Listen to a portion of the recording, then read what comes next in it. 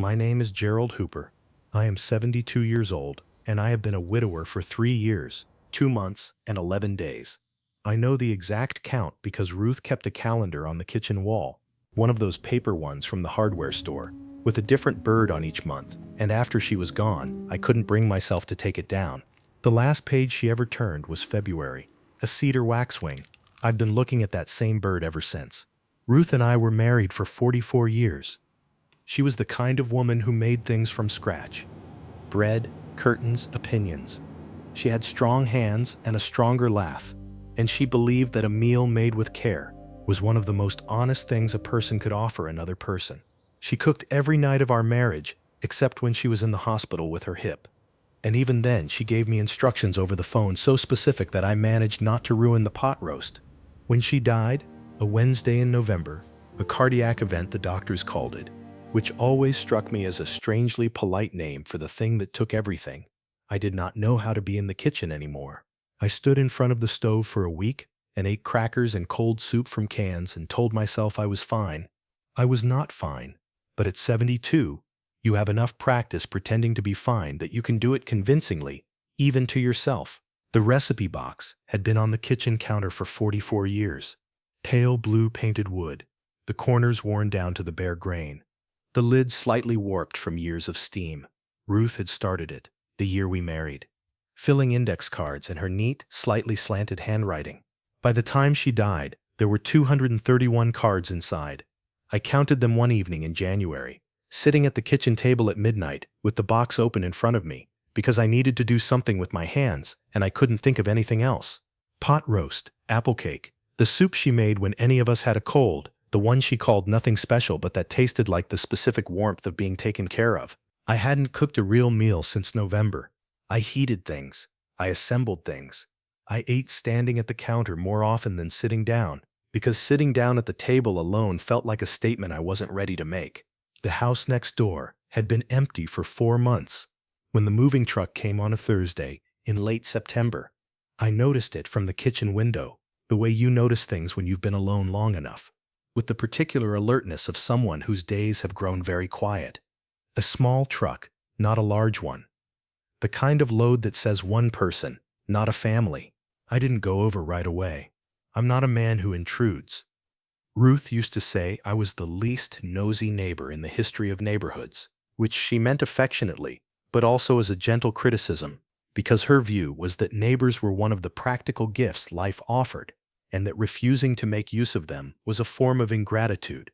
I saw her for the first time, 2 days later, on a Saturday morning, when I was in the backyard trying to figure out what to do about the state of the rose bushes.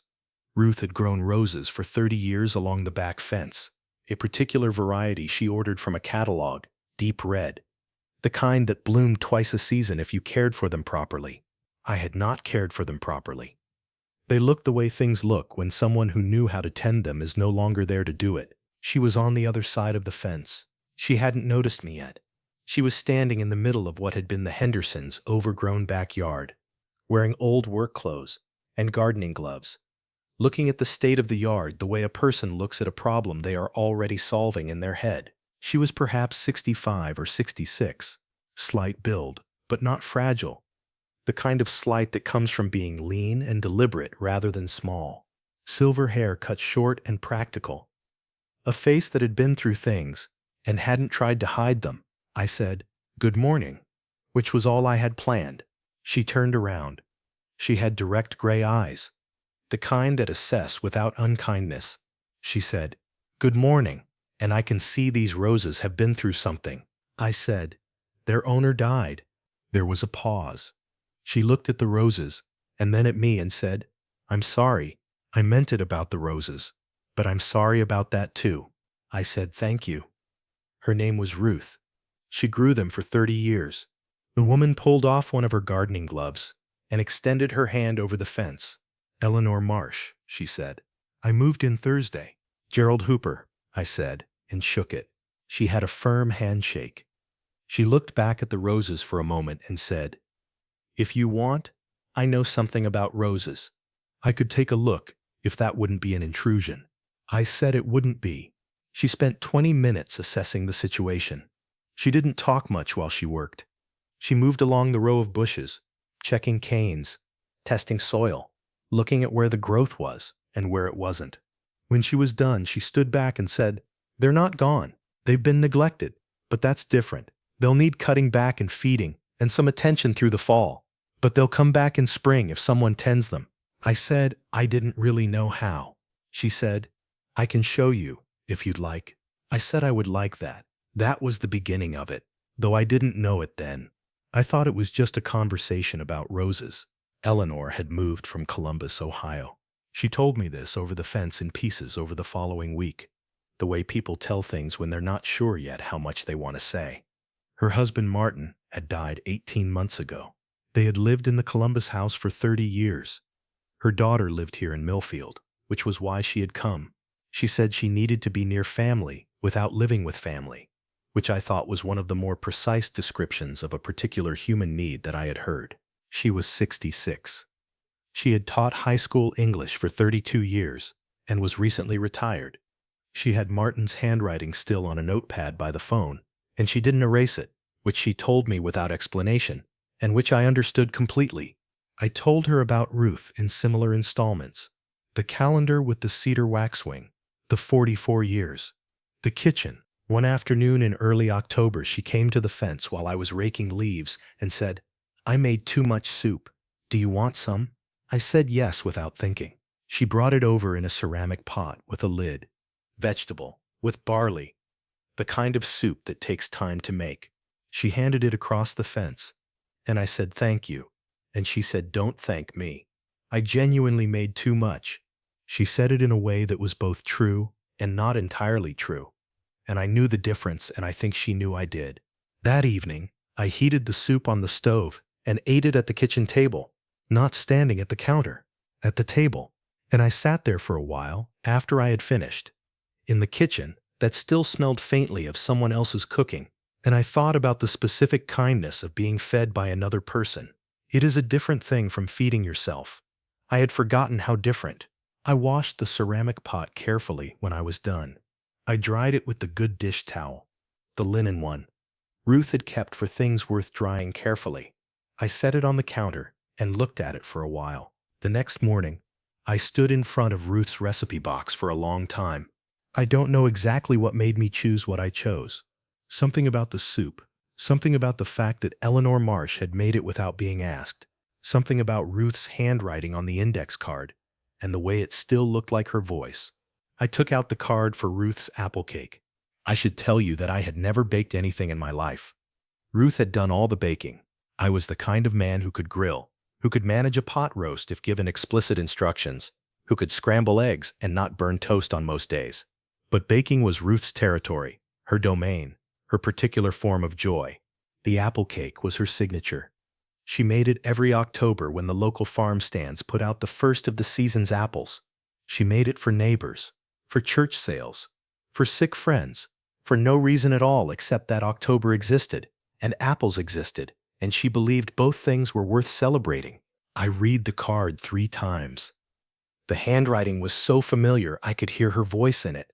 3 cups flour, 2 eggs. The instructions she had written in the margin. Don't rush the apples.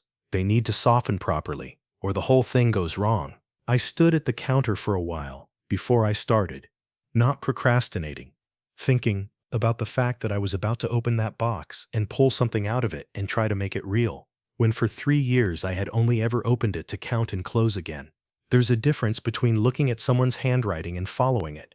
One keeps them preserved, the other puts them to work. I wasn't sure, standing there, which one required more courage. I decided it didn't matter. I started. I was in the kitchen for 2.5 hours. I made 3 mistakes that I could identify, and probably others I couldn't. The kitchen looked like something had happened in it, but when I took the cake out of the oven and set it on the counter, it smelled. It smelled right. It smelled like October in this house had always smelled. For 44 years, before November came and took that away. I stood at the counter and looked at it for a long time. Then I put my coat on and carried it next door. Eleanor opened the door in a paint-stained sweater, clearly in the middle of something. She looked at the cake, then at me. I said, "My wife made this every October. It's her recipe." I made it this morning. Eleanor looked at the cake again. Then she said, "Come in." I sat at her kitchen table while she made coffee. Her kitchen was still in the early stages of becoming hers. Boxes half unpacked in the corner. A plant on the windowsill that had just been watered. A stack of books on the counter beside a framed photograph I didn't look at directly. She cut 2 slices. She took a bite. She was quiet for a moment, looking at her plate. She said, "This is a serious apple cake." I said. Ruth took it seriously. Eleanor said, "Did she teach you to make it?" I said, "No. She never had the chance. I found the recipe card this morning, and I needed to try." Eleanor looked at me. There was something in her expression that was not pity. I had received enough pity in 3 years to know what it felt like. And this wasn't it. It was something closer to recognition. She said, "I understand that." We sat there and finished our coffee. She asked about Ruth. Not the polite questions people ask, but the real ones. What she was like. What she loved. What she had been most proud of. I told her about the roses. About the calendar. About the way Ruth laughed, which was sudden and completely unguarded. The kind of laugh that made other people laugh without knowing why. Eleanor told me about Martin. He had been an architect. He designed mostly ordinary things, office buildings, municipal projects, but he had cared about them, as if they were cathedrals. She said he believed that the spaces people moved through every day shaped them in ways they didn't notice, and that this meant ordinary buildings were more important than extraordinary ones. I said that sounded like a man worth knowing. She said, "He was. He was the most quietly certain person I have ever met. Not arrogant, certain, about what mattered and what didn't." We were at her kitchen table for almost 2 hours. When I stood to leave, she walked me to the door. On the porch, she stopped and said, "The recipe card. Is it in her handwriting?" I said yes. She was quiet for a moment. Then she said, "That's a brave thing you did this morning, Gerald, going into that kitchen with her handwriting and making something from it." I didn't know what to say to that, so I just nodded and said good evening and walked back across the yards. I stood in my kitchen for a long time that night. The recipe card was back in the box, but the box itself felt different now. Less like a closed thing and more like something that was still open, still ongoing. I don't know exactly when the Saturdays started. I think it was Eleanor who suggested it. The following week, in the way she did things, practically, without ceremony, she said she was planning to make bread, and did I want to learn, because it was useful to know. I said I supposed it was. We made bread in her kitchen that Saturday morning. She was a patient teacher, not indulgent, just clear. She showed me how to feel when the dough was right, which she said was something you couldn't fully describe in a recipe and had to learn through your hands. She was not wrong. The bread was imperfect. The loaves came out slightly uneven, the crust a shade darker on one end. But they were real. They were made. We ate lunch together. Soup she had made the day before. Bread we had made that morning. And we talked for 3 hours about everything and nothing. The way you talk when the conversation has stopped being an effort and started being a place you can move around in freely. The next Saturday she came to my kitchen, and I attempted Ruth's pot roast. I had the instruction card propped against the sugar bowl. Eleanor sat at the table with her coffee and read while I worked, looking up when I asked a question. Not volunteering advice unless I was clearly about to do something wrong. When we sat down to eat, she took a bite and said, "This is very good, Gerald." I said, "Ruth's instructions are very good." Eleanor said, "That's true. But Ruth isn't the one standing at the stove." I thought about that for a long time afterward. The Saturdays became a ritual. Sometimes I cooked. Sometimes she did. Sometimes we cooked together. We worked through Ruth's recipe box slowly, not deliberately. Just as the season moved and what was in the market changed and what we felt like eating shifted accordingly. The winter squash soup in November. The Christmas cookies in December. Those took 3 attempts, and Eleanor was considerably better at the rolling and cutting, which I eventually admitted. In November, I found a card in the box I had never noticed before. It was tucked behind the divider for desserts, written on paper slightly different from the rest. Not an index card, but a piece of note paper folded once. Ruth's handwriting, but softer than the recipe cards, less precise, more like a letter than an instruction. It said, "Gerald, if you're reading this, you finally opened the box properly. I knew you would eventually. Make the apple cake first, then the pot roast. Then, when you're ready, the bread. Don't try the bread until you're ready. You'll know when." I sat down at the kitchen table. My legs had simply stopped holding me. She had written it, knowing she might go first. Knowing I wouldn't know what to do with myself. Knowing, as she had known most things about me in 44 years, exactly what I would need, and in what order. I held the piece of notepaper for a long time. Then I set it back behind the divider, in its place where she had put it, and I sat at that table until the light changed. That evening, I called Eleanor. I didn't plan to. I just picked up the phone and dialed her number, which I had not done before. We had always spoken over the fence or at the door, never by phone. She answered on the third ring. I said, "I found something in the recipe box today." She said, "Tell me." I told her. I read her the note, because I couldn't think of another way to say it. My voice held through most of it. At the end, it didn't quite. Eleanor was quiet for a moment. Then she said, "Gerald?" I said, "Yes." She said, "She sounds like someone who loved you very much and paid very close attention." I said, "Yes." She was. Eleanor said, "The bread, have you made it yet?" I said, "Not yet." She said, "Then maybe we make it together, when you're ready." I said, I thought that was right. We made the bread 2 Saturdays later, in my kitchen, from Ruth's card. Eleanor stood beside me at the counter and didn't say much. She didn't need to. She was just there, which was the thing that mattered.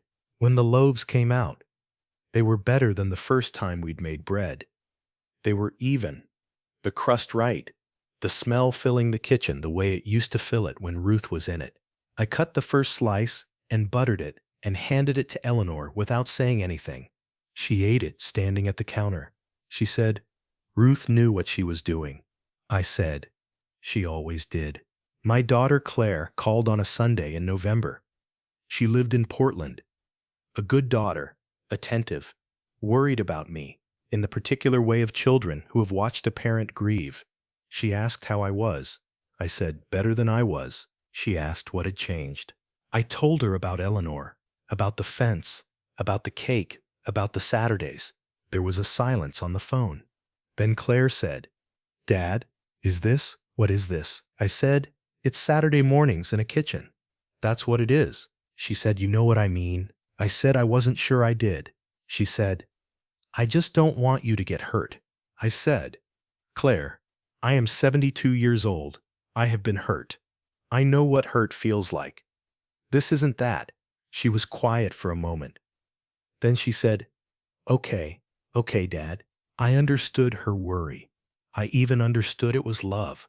But there are things you know about your own life that you cannot fully explain to people who are watching it from the outside, no matter how much they love you. What I knew was this. I was cooking again. I was sitting at the kitchen table. I was sleeping better. I had, on 3 separate occasions, looked at the cedar waxwing on the February calendar page and felt something other than the weight of it. In January, on a Saturday morning when the snow was coming down in the particular thick, quiet way it does in this part of the country, Eleanor and I were making Ruth's potato soup. She was at the counter dicing onions. She had taken over the onions early in our arrangement because she was faster and didn't cry, and I was managing the broth when she said, without looking up, "Can I ask you something?" I said yes. She said, "The recipe box, do you use it alone? During the week?" I said yes. I'd been working through it on my own as well. Tuesdays, mostly. Things that weren't too complicated. She set down her knife and turned around. Her gray eyes had something in them that I didn't immediately know how to name. She said, "Martin had a notebook. He kept drawings in it. Not architectural drawings, just sketches. Things he saw. Hands, trees, the corner of a room. After he died, I couldn't open it for a year." I said, "What changed?" she said. I don't know exactly. I woke up one morning and I thought, he made these. They exist because he looked at something and put it on paper. Keeping the notebook closed doesn't honor him. It just keeps me from him. She turned back to the onions. After a moment, she said, I think the recipe box is the same thing. I looked at her profile. The practical silver hair, the careful hands. I said, I think you're right. She said, I know I'm right. And there it was, that dry precision, that quiet certainty that reminded me a little of Martin as she had described him. It was one of the things about Eleanor that I had come to find. I didn't have a better word for it than necessary, like something you didn't know you'd been missing until you noticed it was there. February was when things shifted. Though shifted is probably not the right word. Clarified, maybe. The way a broth clarifies when you finally skim it properly. It was a Saturday. We had made the lamb stew from Ruth's card, a long recipe, the kind that requires most of the day, which Eleanor had suggested specifically, I think, because she understood that some of the best conversations happen when your hands are occupied and you don't have to look at each other all the time. We ate at my kitchen table in the evening. Outside the window, the yard was snow-covered and dark. The kitchen was warm from hours of cooking. There were 2 glasses of wine, which was Eleanor's contribution. She had brought a bottle without announcing it and said only that long-cooked lamb needed red wine, and she wasn't going to argue about it. We talked about a lot of things. Her daughter and son-in-law, who she was finding her way with. Grateful for their proximity. Careful about the line between nearness and intrusion. My son-in-law James, who was good to Claire and good to me, and who had come to help me clean out the garage in September without making it feel like charity. The particular difficulty of the holiday season, which for both of us had been, she paused, looking for the right word, and said survivable, which I thought was exact. At some point in the evening I looked across the table at her and understood something. I'm not going to describe it as though it arrived with ceremony, because it didn't. It arrived the way most true things arrive, quietly, already having been true for a while, before you put a name to it. I said, Eleanor. She looked at me. I said, I want to tell you something, and I want to say it plainly. Because I'm 72, and I have found that plainness is underrated. She set down her wine glass. She waited. I said, I am not trying to replace Ruth. I will never replace Ruth. She is part of this house and this kitchen and every recipe in that box, and I wouldn't change that even if I could. But I have come to think that she would be angry with me if I spent whatever time I have left eating crackers alone at the counter and calling it a life. Eleanor was very still. I said, I don't know what you're thinking. I'm not asking for anything you're not ready to give.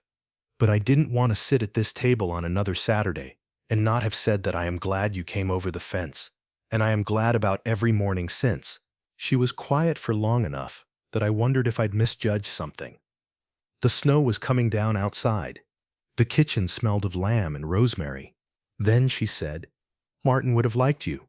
I said, that means more than you know. She said, he would have liked that you went into the kitchen with her handwriting and tried. He would have understood that. There was a silence, but it was a full one. She said, Gerald, I want to tell you something plainly too. I waited, she said. I came here to be near my daughter. I did not come here expecting anything else. I had decided, fairly firmly, that the part of my life that included a person to come home to was finished. Not with bitterness, just as a fact. Martin was 68 years. He was not a thing you follow up. She looked at her hands on the table. She said, and then you showed up at my door with an apple cake you'd made from your dead wife's recipe card. And you sat at my kitchen table, and you told me she laughed in a way that made other people laugh without knowing why. And I thought, this is a man who knows how to love someone. This is a man who paid attention. My throat had closed. I didn't try to speak, she said. I'm not telling you I'm ready for everything. I am 66 years old, and I have been widowed for 18 months, and there are still mornings when I reach for Martin's side of the bed, before I'm fully awake. But I am telling you that when I made too much soup that first week, I wasn't really telling the truth about why I brought it over. I said, I know. She looked up at me. I said, I knew then too. I just didn't say so because I didn't think it was my place yet. Something moved across her face. Not quite a smile. Something quieter. She said, "You're a careful man," I said. Ruth said, "I was the least nosy neighbor in the history of neighborhoods." Eleanor's mouth curved then. Genuinely. With something underneath it. She said, "I think I would have liked Ruth." I said, "I think she would have given you a very hard time about those roses." Eleanor laughed. It was a different kind of laugh than Ruth's. More contained. Arrived at rather than erupted. But it was real, and it filled the kitchen in a way that the kitchen had not been filled in 3 years, 2 months, and some number of days afterward. Neither of us said anything for a while. We sat with the wine and the quiet and the snow outside, and the warmth of hours of cooking still in the room. At some point, Eleanor reached across the table and rested her hand on mine. She didn't say anything. She didn't need to. I turned my hand over and held hers. We sat like that for a long time. Two people who had each loved someone well, who had each lost that person, who had each spent time believing that what they'd had was the whole of what their life would contain. Sitting in a kitchen that smelled of rosemary, finding out slowly and without drama that they had been wrong. March came in cold and muddy. Eleanor and I had fallen into a rhythm that was no longer just Saturdays. It had expanded quietly into the week the way good things do, without announcement, simply by becoming necessary. She came Tuesday evenings sometimes. I went to her kitchen Wednesday mornings when she was baking, and I had no particular reason to be anywhere. We didn't discuss this expansion. We didn't need to. It was like the bread dough she had described. You know when it's right, not because someone tells you, but because you can feel it. Her daughter, Susan, came for dinner in March. Eleanor warned me, which I appreciated. She said, "Susan is protective. She lost her father, and she watches me carefully. Don't take it personally if she's quiet." I said, "Claire is the same way." Eleanor said, "It's what good children do." Susan was 41, had her mother's gray eyes, and her father's slightly formal posture. She shook my hand at Eleanor's door and said, "I've heard quite a bit about you, Mr. Hooper." I said, "I hope your mother's been fair to me." Eleanor from the kitchen said, "I've been scrupulously fair." Susan sat at the kitchen table and watched Eleanor and me move around each other. The small negotiations of two people who have learned a shared space, who reaches for what, who moves left when the other moves right. I saw her taking inventory, the way daughters do. After dinner, when Eleanor stepped out to take a phone call, Susan looked at me across the table and said, "She's been happier since October." I said, "I'm glad." She said, "She laughs more." "She calls me more." I said, "She has a very good laugh." Susan was quiet for a moment. Then she said, "My father was the love of her life. I want you to know that I know that. I'm not asking you to compete with it." I said, "I wouldn't try." She said, "I know. That's why I'm telling you." It was, I thought, one of the more generous things anyone had said to me in years. I told her so. She looked a little surprised, then nodded, and we finished the evening in an easier way than it had started. Spring came. The roses came back, the way Eleanor had said they would, with the attention and the cutting back and the feeding. The first buds appeared in early May, the deep red ones. Ruth's variety, exactly as they'd always been. Eleanor was there the morning I saw them. We had taken to drinking our morning coffee at the back door when the weather allowed, looking out at the yards. She saw me looking at the roses, and she didn't say anything. She just stood beside me. I said, "She would have been so pleased." Eleanor said, "She should be. They're beautiful." I said, "You brought them back." Eleanor said, "We brought them back." We stood there for a while longer. The May morning was cool and clean. The roses were red against the fence, and there was a woman standing beside me who knew how to be quiet, who knew something about roses, and who had brought soup over a fence one October evening and changed the particular direction of whatever time I have left. Claire came to visit in June. She was cautious at first, in the careful way of a child who loves a parent, and is afraid of something she can't quite name.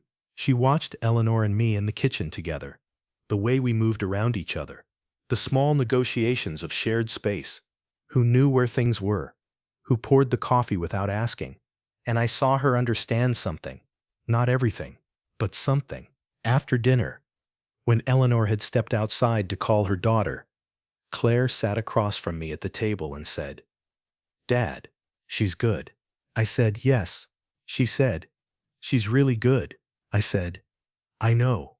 Claire looked around the kitchen, at the stove where something had been cooking all afternoon, at the recipe box on the counter, its place where it had always been, pale blue and worn at the corners.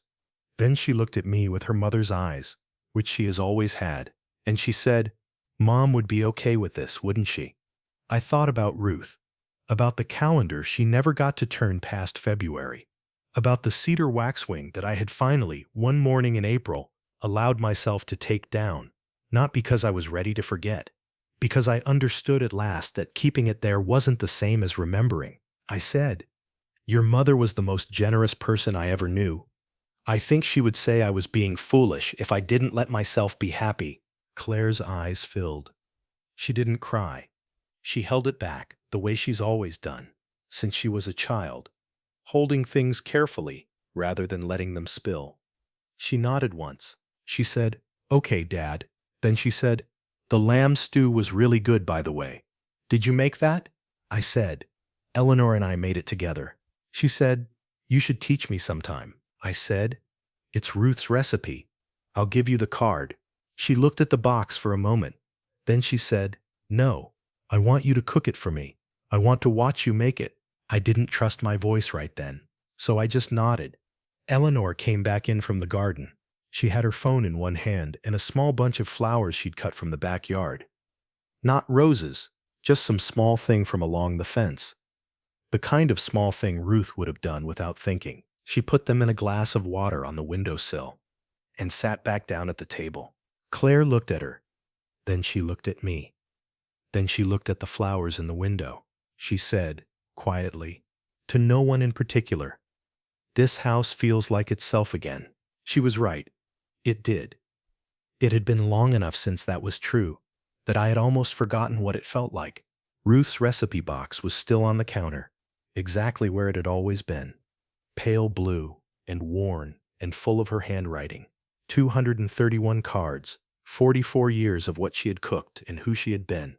And somewhere behind the dessert divider, a folded piece of notepaper that she had put there, knowing I would find it when I was ready, knowing me well enough to trust that I would eventually be, and standing in my kitchen, with spring coming through the window, and coffee on the stove, and Eleanor beside me, and my daughter at the table. I understood something I had not understood before. The box was not a closed thing. It had never been a closed thing. It was an open one. Ruth had built it to be used, to be handed on, to become the thing that fed other people in other years, in ways she would never see but had always intended. That's what she was doing when she wrote down every recipe in that slanted, careful hand, not keeping something, passing it forward. I put my hand on the box, the worn wood, the loose lid, the slight warp of it, 44 years in this kitchen. And I thought, she knew. She always knew.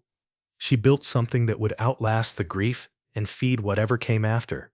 I took out the card for the apple cake. It was October again. The apples were at the farm stand, and there was someone in my kitchen who deserved to taste what October had always tasted like in this house. I set the card on the counter and began.